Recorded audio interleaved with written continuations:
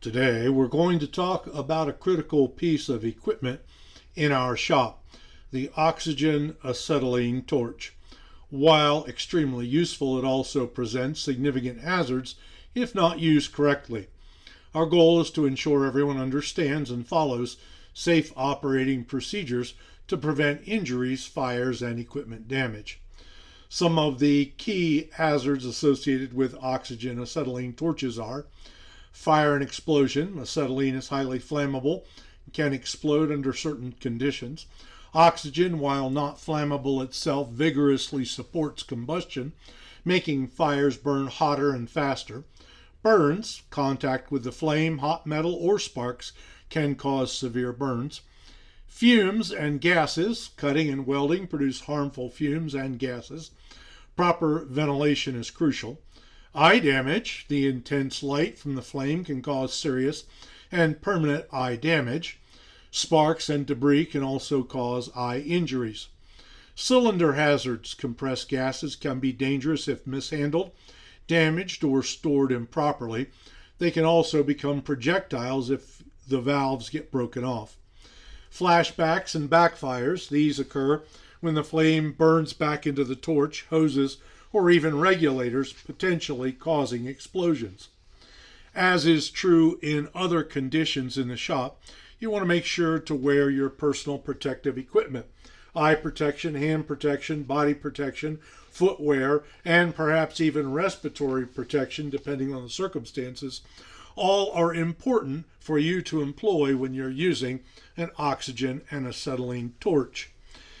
With regard to the pre-use equipment inspection, this is something that you ought not to skip. Before every use, inspect all components. This includes cylinders. They should be secured upright and chained to a cart or a stable structure. The valve should be closed and the protective cap should be in place when not in use or during transport. There should be no signs of damage, dents, or corrosion. Acetylene cylinders must always be stored and used in an upright position to prevent liquid acetone from escaping. Regulators. Correct regulator for the gas type. Oxygen has a right-handed thread. It's green. Acetylene, fuel gas, has a left-handed thread. It's red, often with a groove on the nut. Gauges are not damaged and read 0 when the pressure is off. Adjustment screws turn freely. Connections are clean and tight. With regard to the hoses, they are color-coded. Oxygen, green or blue. Fuel gas is red. There should not be any cracks, cuts, burns, worn spots, or kinks in the hoses. Connections should be tight and free of oil or gas or grease. Use approved hose clamps or crimps, not makeshift repairs. The torch assembly should be also in order. Torch handle and the cutting attachment should be clean and in good condition. The valve operates smoothly and closes completely. The mixing chamber and the tip are clean and free of debris. Use tip cleaners as needed. The O-rings and the seals are also in good condition. Then also flashback arresters and check valves. Ensure that they're installed on both the oxygen and fuel gas lines at the regulators and or the torch handle, and check for any signs of damage or activation. Also remember to set up your work area properly.